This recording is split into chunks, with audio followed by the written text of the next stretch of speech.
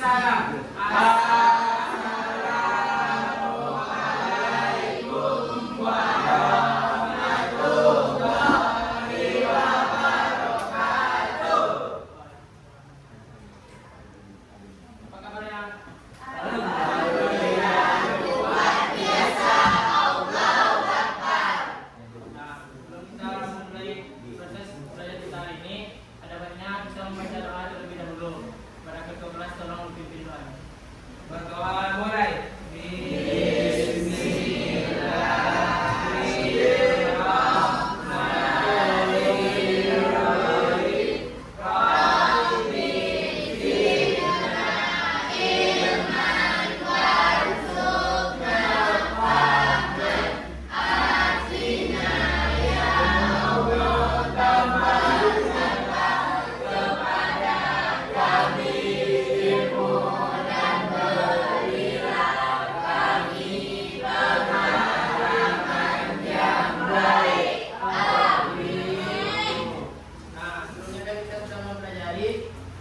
Tentang pengertian sistem upah dan jenis-jenis sistem upah. Nah, siapa di sini yang masih ingat apa itu sistem upah? Ya, tapi Sistem upah adalah kebijakan dan strategi yang mengatur kompensasi atau upah yang diterima oleh karyawan dari suatu perusahaan. Beri tepuk tangan berdiri. Kali ini kita akan mempelajari lebih dalam mengenai jenis-jenis sistem upah, di mana nantinya hari ini kita akan menggunakan metode pembelajaran media kartu. Nah, di sini kan di tanggal 8 sudah ada 5 macam kartu yang berbeda, yang nantinya akan Bapak bagikan kepada setiap masing-masing kelompok. Di sini kalian akan membuat atau menulis pertanyaan tentang jenis-jenis sistem upah. Dan setelah itu Bapak akan mengacak kertas ini dan yang akan dijawab oleh kelompok lain. Oleh karena itu Bapak ingin kalian membuat atau menulis pertanyaan yang sesulit mungkin. Nah, sekarang Bapak ingin kalian duduk menurut kelompok yang telah Bapak bagikan. Oke, Pak. Sudah duduk sesuai kelompoknya? Sudah. Baiklah, Bapak akan bagikan kertasnya.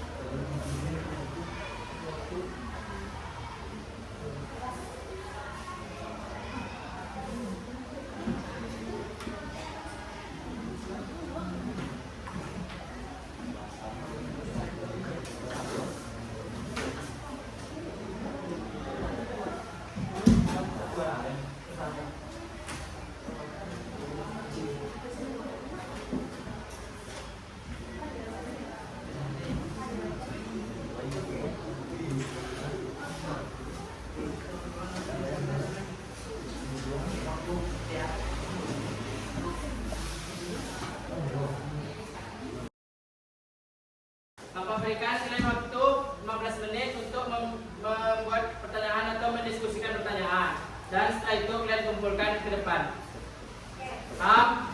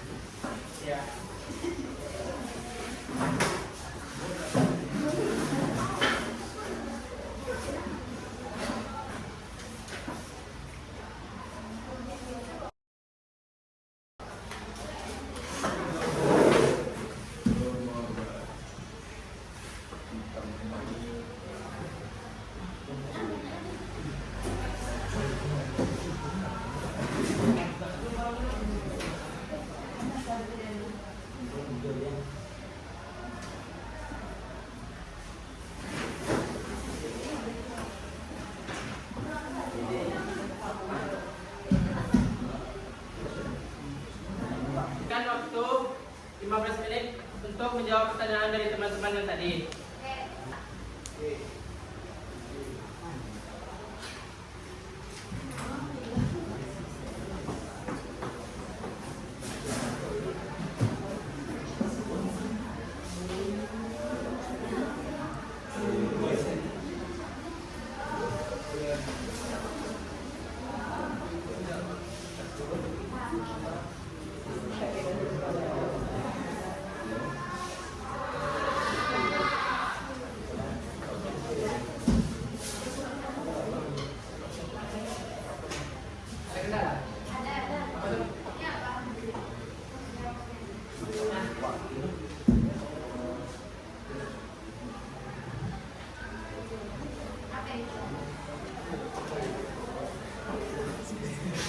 Ini bagaimana cara menghitung bonus pada akhir tahun sesuai masa kerja secara hukum.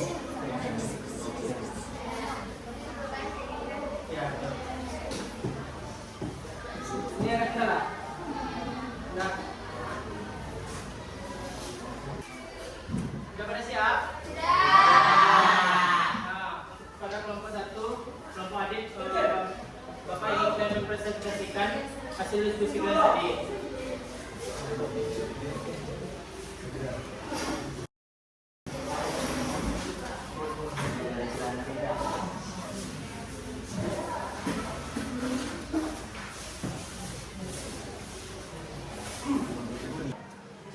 Assalamualaikum warahmatullahi wabarakatuh. Waalaikumsalam warahmatullahi wabarakatuh. Saya Aditya selaku sebagai moderator pada diskusi ini. Kami dari kelompok 1 akan mempresentasikan hasil diskusi kami yang akan disampaikan oleh Muhammad Hafid.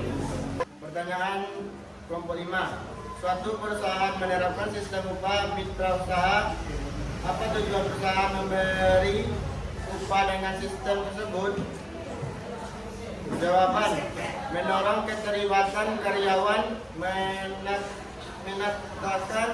ikatan antara karyawan dan perusahaan, mengurangi ketidakpastian finansial perusahaan, dan agar tenaga juga sebagai pemilik dari badan usaha tersebut.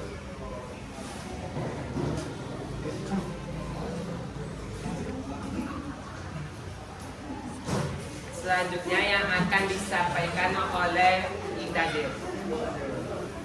Pertanyaan dari kelompok 5. Apakah seharusnya penetapan upah minimum perlu diubah menjadi upah yang lebih layak? Jawabannya ya, sangat perlu diubah karena penetapan upah minimum ditentukan oleh pendapat daerah. Selanjutnya yang akan disampaikan oleh Melisa Suciwati. Pertanyaan dari kelompok 5. Apa yang membuat seorang karyawan menerima bonus tahunan? Karyawan yang berkontribusi signifikan terhadap keberhasilan perusahaan sepanjang tahun, dan juga ada faktor lain yaitu lama bekerja, posisi dan tanggung jawab, dan kebijakan perusahaan. Faktor-faktor ini bisa bervariasi tergantung pada industri dan budaya perusahaan. Selanjutnya yang akan disampaikan oleh Aulia Effendi. Dari kelompok 5, pertimbangan apa yang sama-sama untuk menentukan upah? Dalam menentukan upah waktu, pertimbangan utama yang perlu diperhatikan adalah lama waktu bekerja. Sistem upah menurut hukum menghitung upah berdasarkan satuan waktu seperti per jam, per minggu, atau per bulan. Pertanyaan terakhir dari kelompok 5. Bagaimana sistem upah menurut satuan hasil? Jawabannya adalah diperuntukkan kepada pekerja paruh waktu, menerapkan besarnya dilakukan oleh pengusaha berdasarkan hasil kesepakatan antara pekerja atau buruh dengan pengusaha. Sekian hasil diskusi kami. Apabila ada kesalahan mohon dimaafkan. Wassalamualaikum warahmatullahi wabarakatuh. Waalaikumsalam warahmatullahi wabarakatuh. Assalamualaikum warahmatullahi wabarakatuh. Waalaikumsalam warahmatullahi wabarakatuh. Saya Ira Fazira, selaku moderator pada diskusi kali ini. Kami dari kelompok 5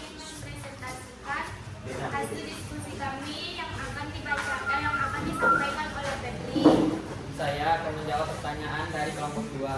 Bagaimana mekanisme penentuan upah dalam sistem mitra usaha? Jawabannya adalah memberikan upah tetap dan bonus saham kepada pekerja. Selanjutnya yang akan dibacakan oleh Kadapi. Saya akan menjawab pertanyaan dari kelompok 2. Apakah pekerja morongan berhak atas tunjangan atau fasilitas lain? Jawaban. Pekerja morongan umumnya tidak memiliki hak yang sama dengan pekerja tetap terkait tunjangan atau fasilitas. Namun beberapa faktor dapat mempengaruhi hak mereka seperti kontrak kerja, peraturan perusahaan, dan hukum tenaga kerja. Selanjutnya yang akan disampaikan oleh Rahmat. Pertanyaan dari kelompok 2. Suatu perusahaan menerapkan sistem upah mitra usaha. Apa tujuan perusahaan memberikan upah dengan sistem tersebut? Jawabannya ialah sistem ini memungkinkan karyawan untuk turut andil dalam pengambilan keputusan perusahaan. Selanjutnya akan disampaikan oleh Nadir. Saya akan menjawab pertanyaan dari kelompok 2. Apa kelebihan dari upah sistem bonus? Jawabannya sistemnya sederhana, mudah dalam pengawasan serta administrasi pembayaran.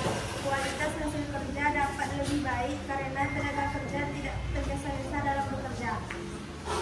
Baiklah, saya akan menjawab pertanyaan dari kelompok 2.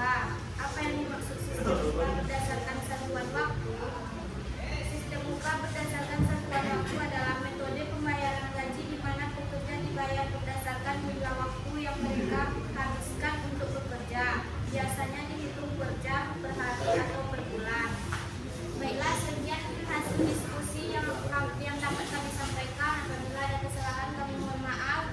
Wassalamualaikum warahmatullahi wabarakatuh. Waalaikumsalam.